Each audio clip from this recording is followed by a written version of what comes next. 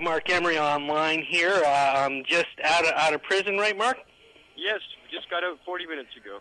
I understand that Remand Center, there's a pretty notorious place. There's been numbers of acts of violence in there, even suicides and stuff like that. How was your night in the Winnipeg Remand Center? Well, mine was fine, but I was placed in the general population. But there's 5 floors of people in there, including gang members who are put on one separate floor away from other gang members. And there's a number of gangs in Winnipeg. And you got to bear in mind that a huge number of the people in the prison population are there for drugs, selling drugs, having drugs, distributing drugs, cocaine, heroin, even a number of people who've been in there for selling pot, having a pound of pot, growing pot. So you're looking at a great make-work program at this jail, this Remand Center, in processing drug crimes. And so you can see who the primary beneficiaries are. What was treatment you received like? Well, first of all, being a vegetarian, there was nothing to eat, so I didn't have a single item of food for 24 hours. They never get vegetarians there, I guess, or something, and so it's just bologna sandwiches both evenings. And most of the time, in the 24 hours I was there, I was just in uncomfortable cells that are all concrete and steel. And then when I was put into the general population, and by the way, when you're well known like I am, everybody's nice to you. The prison guards are all nice. And they all know, you know, and we're on the front page of the paper today, big, huge pictures on both papers. Nice. And so there's a tremendous amount of publicity. So, you know, the prisoners always treat you really well. A lot of them regard me as their activist, too, even if they're not necessarily jailed for marijuana, although a lot of them are. But all the prisoners tend to regard me as somebody who's a representative of them. So everybody treats you nice. But nonetheless, it's very uncomfortable. You get searched 5 times. I got strip searched once, and my anal cavity was inspected. Yikes. You know, for an 18 or 21-year-old who's just got half a gram, and that's what I'm accused of, having half a gram of marijuana, it could be a very traumatizing and humiliating thing. In fact, I assure you it would be traumatizing. Yeah, that's what I was trying to find out from the police, was that normal behavior to put somebody in overnight for such a small amount of marijuana there. 2 things. If you're from out of town, they'll do it, they said. Mm-hmm. And I had to post $500 bail. And the other thing is, too, is because they were aware I was going to continue on to Dauphin, Manitoba, in order to get released today. And actually, I didn't even agree to this. The judge said in order for him to release me, I would have to obey the laws and remain of good character and not create disturbances now. He was thinking a disturbance was a rally where I encouraged people to break the law. That's a disturbance. And he also, I told him I would have to continue to lead my people, and I would continue to have to smoke marijuana in these various stops. And he just said, well, then you'll be back here. And what they're saying is if I break the law, especially in Manitoba, but in another province too, they may or may not try and extradite me. If I did it in Manitoba, for sure, like in Dauphin.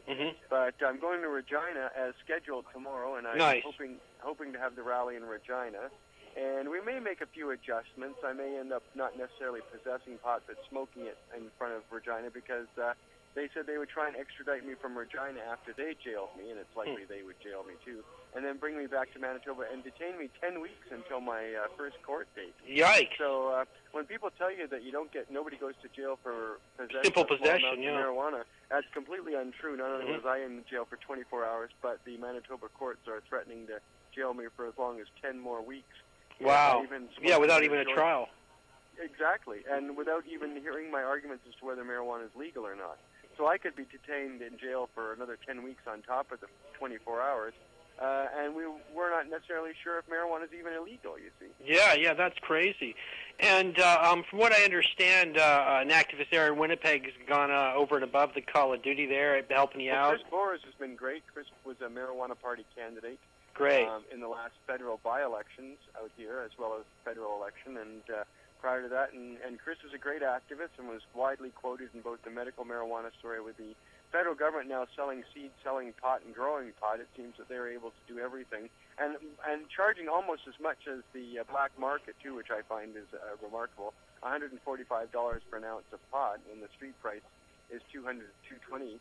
Wow. So the government clearly is trying to get its $5 million back on the backs of the sick and dying. Yeah, I know, it's appalling. And Anne McClellan, of course, is only reluctantly doing it, and she's hoping to overturn that court order in the weeks ahead. And Chris was the point man. He runs the Manitoba Compassion Society here, and has 40 clients in Winnipeg. only one of which whom has an exemption. So, of course, most people who need medical marijuana who are unable to get two doctors to that 4-month period for a specialist is not really available to a lot of people. And in the case of our esteemed Michelle Rainey, who has Crohn's disease back in Vancouver, her doctor, who's known her for 10 years, won't even sign. So most people can't still get medical marijuana under this government program.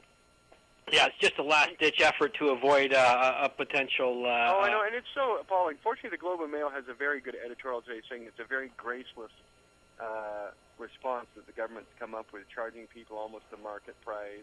And I think Senator Nolan even said it better. It had a bad smell, It stinks.